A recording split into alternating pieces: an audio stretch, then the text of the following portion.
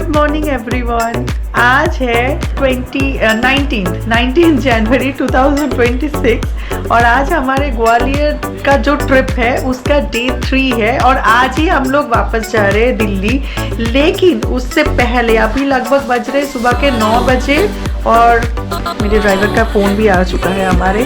तो हम लोग अभी निकलेंगे ग्वालियर फोर्ट के लिए। अभी आज हम लोग ग्वालियर फोर्ट घूमेंगे, पूरा एक्सप्लोर करेंगे उस फोर्ट को। उसके बाद हम लोग चलेंगे आगे की तरफ दिल्ली। तो बने रहिए मेरे साथ 20 डे आउट में मेरे आज के जर्नी के अपडेट्स के लिए और एंजॉय कीजिए मैग्निफिसेंट ग्वालियर फोर्ट को।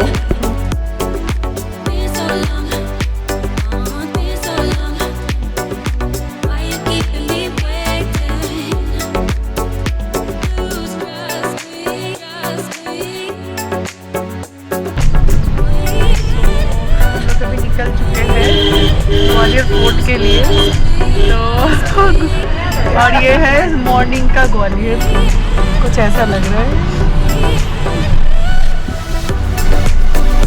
बहुत सुंदर है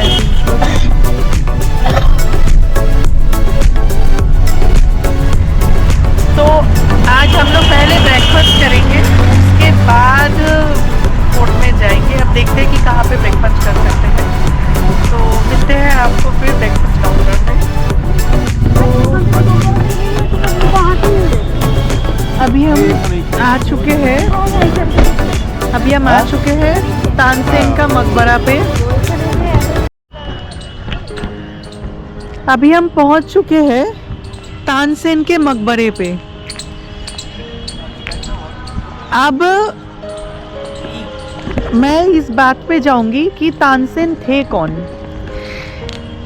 मुगल सम्राट अकबर के दरबार में नवरत्न थे। मैंने आपको आगरा ट्रिप में ये बात बताई थी कि 9 बहुत गुणी लोग थे उनके सभा में, उनमें से एक थे मियाँ तानसेन। अब ये तानसेन कौन है? तानसेन थे प्रसिद्ध संगीतकार, मतलब वो इतने हाई लेवल के संगीतकार थे कि उनके उस टाइम पे राग और रागिनी चलते थे। तो जब वो कोई राग गाते थे, जैसे मेघ मल्हार अगर गाते थे तो बारिश होना शुरू हो जाता था। कोई दूसरे राग गाते थे तो दीपक जल जाता, दीपक राग गाते थे तो दीपक जल जाते थे। इतने फेमस हुआ करते थे, इतने टैलेंटेड एक सिंगर थे। उनके जो समाधि है वो यहीं पे है। अब ऐसा है कि उनकी जो डेथ है मोहम्मद तानसेन का डेथ हुआ था आगरा में, फतेहपुर सिकरी में। लेकिन उनके इच्छानुसार उनके जो डेथ के बाद उन्होंने ये इच्छा किया था कि उनके जो कब्र है वो उनके गुरु मोहम्मद घास के पास ही उनको दफनाया जाए, उनको कब्र बनाया जाए। तो इसी वजह से ग्वालियर में उनके गुरु के कब्र के पास ये जो टोम आपको दिख रहा है सामने, ये है उनके गुरु मोहम्मद घौस का टोम। उनके टोम के समाधि के बगल में तानसेन जी को दफनाया गया था।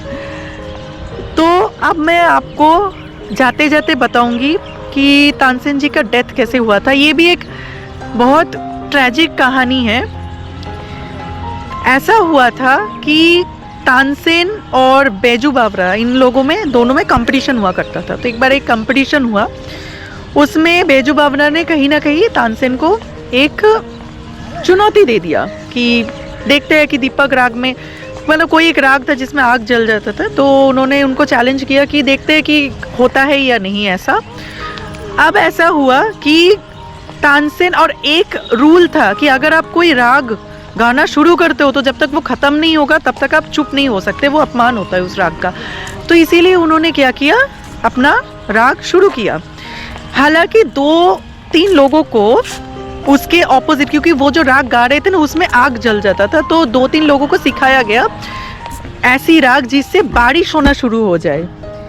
बट इन रियलिटी में क्या हुआ, जब तानसेन ने राग गाना शुरू किया धीरे धीरे टेम्परेचर इंक्रीज होने लग गया, गर्मी बढ़ने लग गए। तो गर्मी बढ़ते बढ़ते एक वक्त ऐसा शुरू हुआ कि उनके स्किन जलने लग गया। लेकिन एज इफ रूल था कि एक बार आप गाना शुरू करोगे तो आप स्टॉप नहीं हो सकते, तो वो चुप नहीं कर पाए। ऐसे ही राग गाते रहे गाते रहे गाते रहे। लेकिन बाकी जो दो लोग जिनको मतलब बारिश वाला राग सिखाया गया था, वो गा तो रहे थे लेकिन उनके लेवल पे टैलेंटेड तो थे नहीं, तो ऑब्वियसली बात है बारिश हुआ नहीं। लेकिन तानसेन के राग के चक्कर में मतलब इस वजह से वो टेम्परेचर इंक्रीज होते होते होते होते एक वक्त आया जब तानसेन धीरे धीरे जलने लग गए। लेकिन फिर भी वो चुप नहीं हुए, सब परेशान हो गए लेकिन कोई कुछ नहीं कर पाया। अल्टीमेटली आग से जल के उनके वहीं पे डेथ हो जाते हैं। उनके डेथ के बाद उनके जो शरीर है उसको ग्वालियर लेके आया जाता है और यहीं पे उनके गुरु के जो समाधि है, ये जो मोहम्मद गौस जी का जो समाधि है, इनके बगल में ही उनको भी दफनाया जाता है। तो ये थी कहानी तानसेन के मकबरे की। कैसा लगा कमेंट सेक्शन में ये भी आप बताइएगा। और हम भी उनको श्रद्धांजलि देते हैं क्योंकि सच में ग्वालियर को सिटी ऑफ म्यूज़िक कहा जाता है। तो ऐसी जगह पे ऐसी एक मकबरा, ऐसे मोमेंट, ऐसी कहानी सच में अपने आप में बहुत अनोखा है।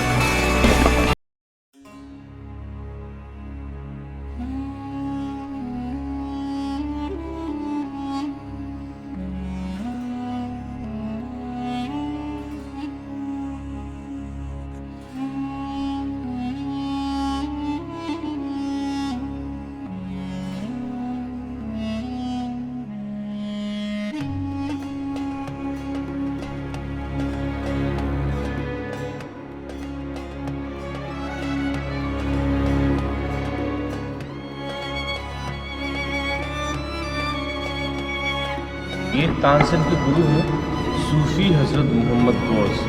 इन्हीं की दुआ से, आशीर्वाद से तानसेन पैदा हुए।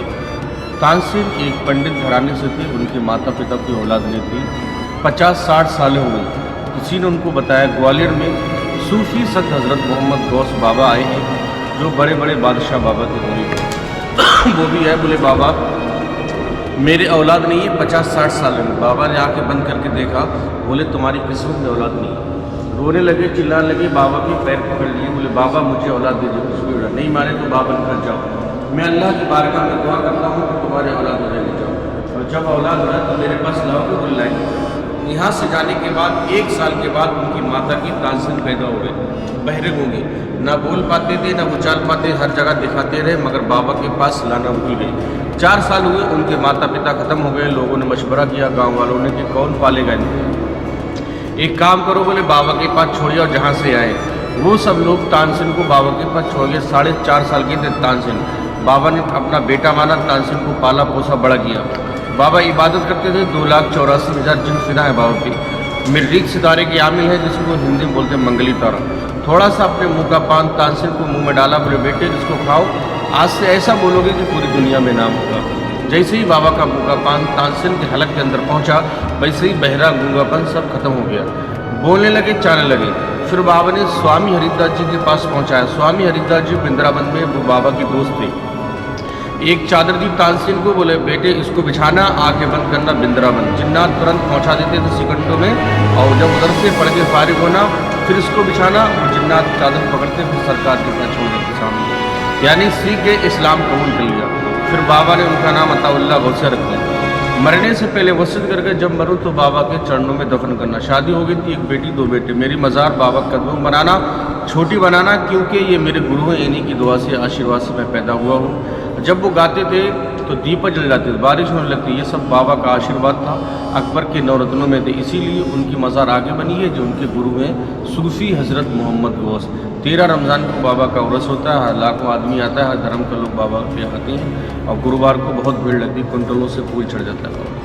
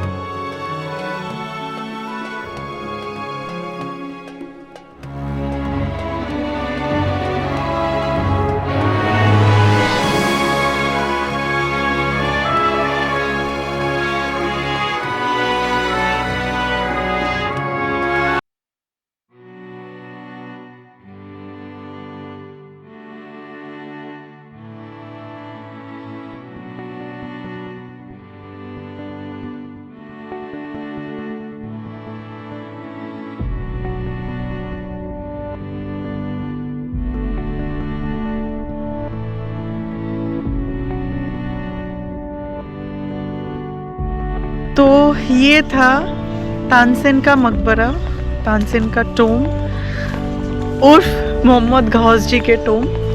कैसा लगा कमेंट सेक्शन में ज़रूर बताइएगा। और अभी हम लोग थोड़ा सा खाना खा के, क्योंकि अभी एक्चुअली क्या है, ग्वालियर का जो चौपाटी है ना, फूलबाग चौपाटी, वो बंद रहता है इस टाइम पे। मतलब इतनी सुबह हम लोग वहीं पे खाना खाना चाहते थे बट वो हो नहीं पाया। तो हम लोग अभी खाना खाएंगे और खाना खा के फिर फोर्ट के लिए निकलेंगे, क्योंकि आज वही बाकी है बस। तो बने रहिए मेरे साथ मेरे चैनल पे, क्योंकि आगे और भी बहुत कुछ है देखने के लिए। बहुत सारी कहानियाँ हैं जिसको मुझे आप लोगों को सुनाना है। बहुत मज़ा आएगा, बहुत एंजॉय करेंगे।